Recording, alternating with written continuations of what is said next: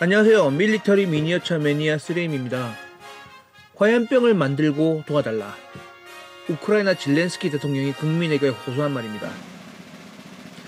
우리나라의 60년대생부터 80년대생에게는 화염병의 기억은 그리 좋지가 않아요. 대학교를 다녔거나 아니면 대학교를 다니기 전에 중고생 시절에 도로가 그을리고 주차되어 있던 차가 불타오르고 아니면 멀쩡하게 장사하던 대학교 주변의 어느 식당이 불타버렸으니까요. 던진 쪽이나 던지지 못하게 한 쪽이나 하지만 던져야 하게 만든 쪽이 각각의 이유가 있었고 정치적인 해석이 깊이 들어가게 되니 각각에 대한 해석은 잠시 접어두도록 하겠습니다. 과격 시위의 상징 같은 화염병이지만 실제로 화염병이 현대사에 나타난 것은 전쟁 무기로 나타났어요.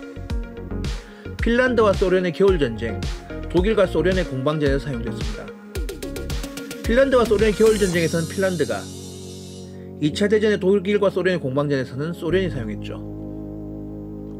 두 사례의 공통점이라면 열세에 준비가 덜 된 측이 잘 훈련된 장비에 대응하기 위해서 사용하는 것이 일반적입니다. 이후에 분쟁보다는 시위의 주류로 사용됐고요.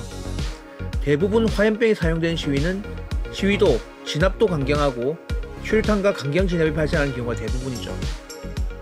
일단 전쟁에 사용된 화염병은 시가전에서 전차를 상대하는 데 매우 유용한 무기였어요.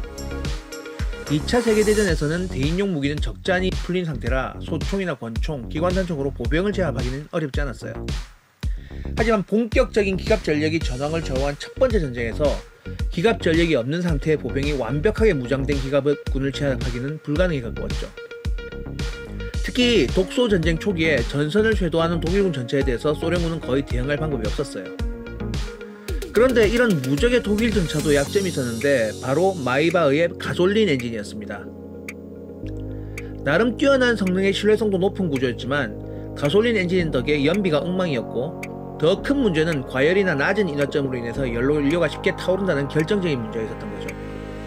이런 문제를 가진 가솔린 엔진에 의해 화염병을 던지게 되면 전차는 쉽게 퍼지게 되죠.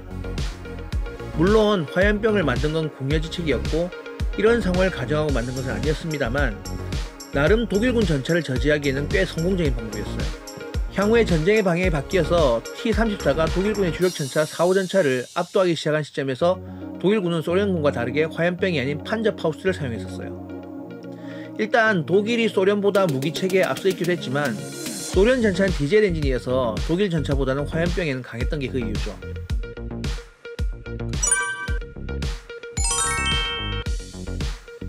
이 2차 대전 이후 국가 간의 분쟁보다는 시위에 주로 사용하게 됐는데 한동안 한국의 시위에도 사용됐었어요.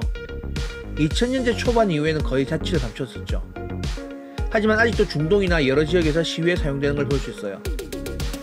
강력한 인화성에 한번 떨어지게 되면 꺼지지도 않는 화력 때문에 맞는 사람뿐만 아니라 제조하거나 던진 사람도 실수로 사망하게 되는 무서운 무기죠. 한국의 법률은 화염병을 던지거나 제조하는 것뿐만 아니라 운반 소지하는 것도 징역을 구형할 수 있을 정도로 강력한 법률이 구성되어 있어요. 사용하게 되면 모두를 위험하게 해주는 것이기 때문이죠. 자세하게 어떻게 만든다는 거나 하는 이야기는 할 필요가 없을 것 같고요.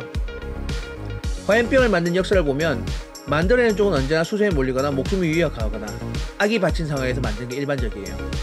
그 상황이 전쟁이건 정치건 수탈이건 간에 어떠한 상황이건 화염병이 일부 과격한 폭력주의자가 아니라 전반적인 사람들이 만들어내고 만들어내는 사람뿐만 아니라 주변의 환경적인 문제도 적지 않은 경우가 많아요. 현재 우크라이나 역시 마찬가지입니다. 나라를 지키기 위한 우크라이나의 결기는 정말 가슴이 뭉클하게 다가옵니다. 하지만 정치가와 공무원, 상인과 학생처럼 국민은 분야별로 해야 할 일을 가지고 있어요. 전쟁은 군인들이 하는 겁니다. 전쟁이 일어나기 전에 정치가는 문제를 먼저 해결해서 전쟁이 일어나기를 막아야 되는 거고 전쟁이 일어나게 되면 군인이 그 일을 도맡아서 국민을 지켜야 되는 거예요. 하지만 정치가의 능력 부족으로 전쟁이 일어나게 되고 그 전쟁에서 제대로 싸울 군인도 준비해두지 못했고 정작 국민에게 일어서서 도와달라고 할 때 그 국민에게 줄 무기조차 없어서 화염병을 만들라 하는 정치는 도대체 어떤 정치인지 안타깝습니다. 내 나라, 내 가족을 지키겠다는 의지는 우크라이나 국민의 결기는 모두에게 공감을 일으킵니다. 러시아에 대한 경제 제재도 유럽연합 무기 지원도 정치가 아닌 국민의 의지를 보고 하는 것일 테니까요. 하지만 이런 상황에서 정치인들의 입장은 좀 부끄러워하고 안타까워해야 할 것 같습니다.